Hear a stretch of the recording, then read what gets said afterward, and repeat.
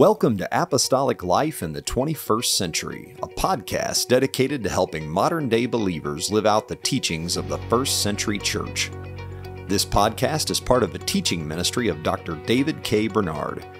Dr. Bernard has dedicated his life to studying the Bible and helping believers apply its message to their daily lives. In Apostolic Life in the 21st Century, Dr. Bernard answers your questions about what the Bible teaches and how those teachings apply to everyday life.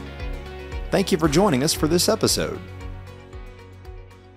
The big news story this year has been the leaked initial draft majority opinion that was written by Justice Sam Alito that appears to show that the Supreme Court's about ready to overturn Roe versus Wade. Now, as we record this, the official announcement has not yet been made. The final decision has not yet been rendered, but that it does appear that's what's going to happen. Of course, pro-life Christians are rejoicing at that because they've seen Roe versus Wade as an unconstitutional ruling.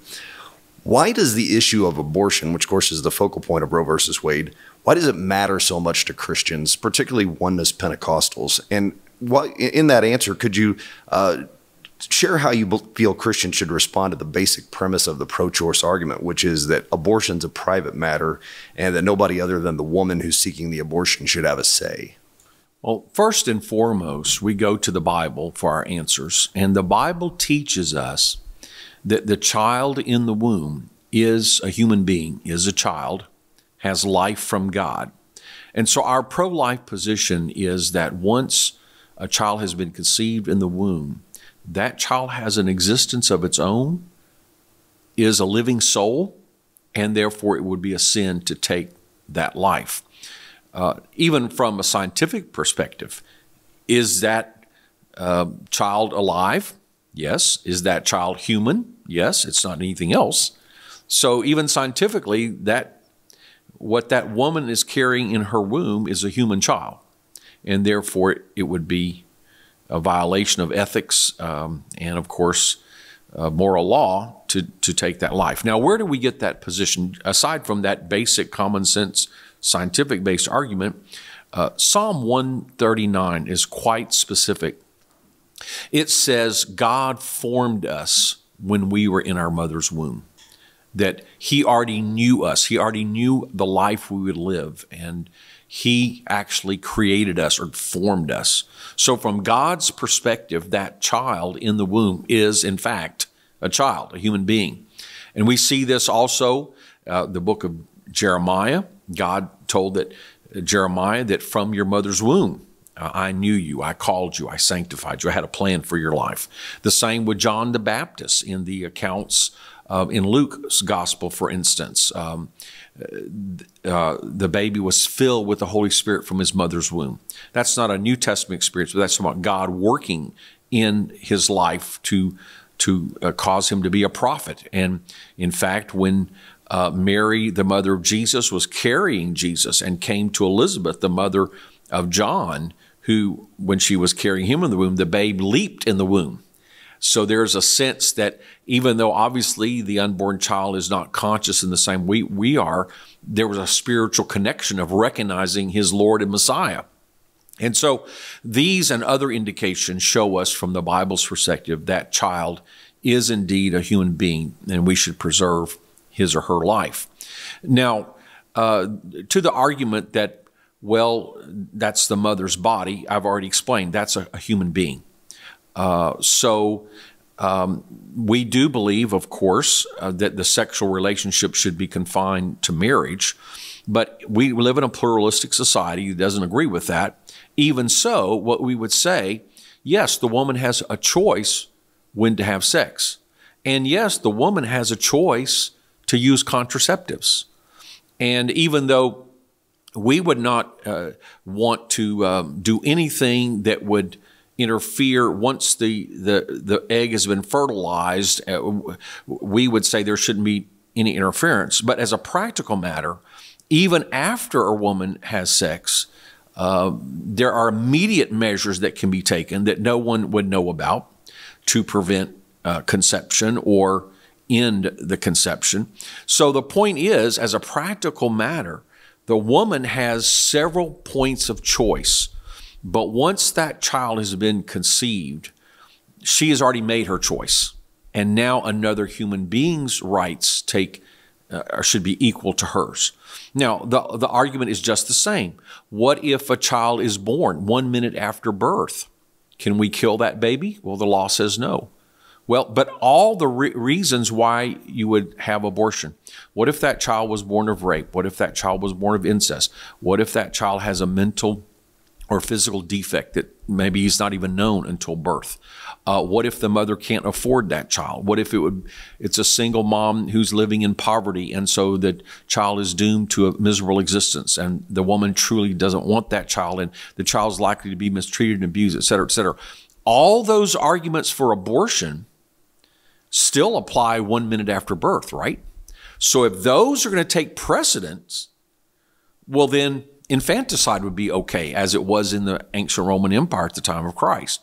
Now, if all those reasons are not okay, why not? And we say because the child has its own existence. But really, 1 minute after it's born versus 1 minute before it's born, is there really a difference in its existence? That's quite arbitrary.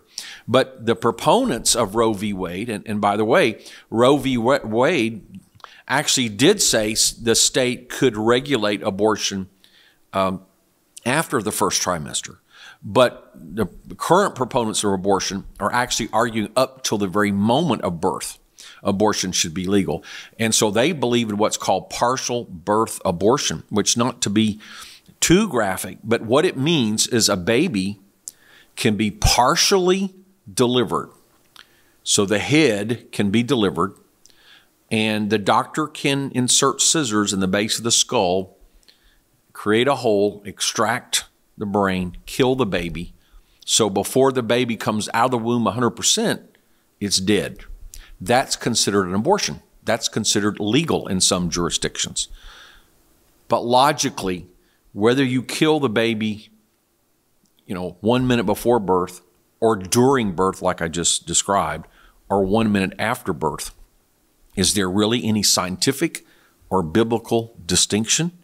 No. In fact, Peter Singer, who's a well-known ethicist at Harvard University, a professor, argues that we should create a law that says for several days after birth, the child should not be considered human, to give us time to see if that child has some kind of defect that we don't think its life is worthwhile. That's where we're headed to that. So if you're going to look at a scientific basis or a biblical basis, you have to draw the line at conception. And so my counter argument to the woman's right, I do believe it's a woman's right to choose whether to have sex or not, to choose whether to have birth control or not, and perhaps even in certain cases, she can take some immediate action, like in the case of rape, to try to prevent the conception. So there are choice points. But once that baby is alive, is conceived, and has a soul, or is a soul, then that baby has a right to life, just like you and I have a right to life, or just like the baby that's 1 minute old has a right to life. And so that becomes equal to the mother's right. Now, there are other cases like that. Siamese twins are conjoined with the same body. Could one kill the other?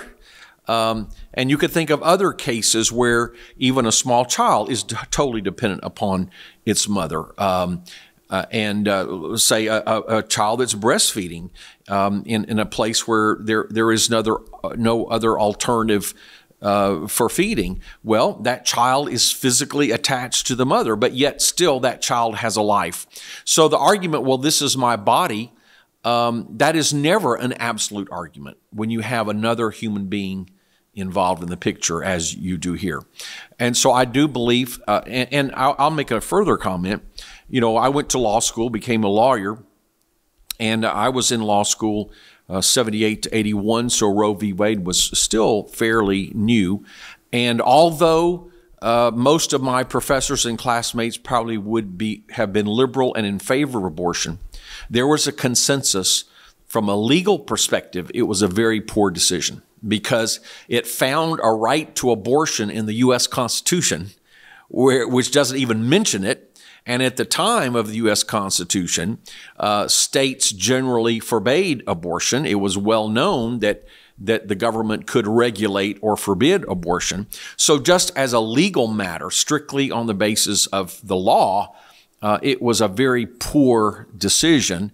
And I think that's what the U.S. Supreme Court is saying now, that this is a judgment that has to be left to the political system.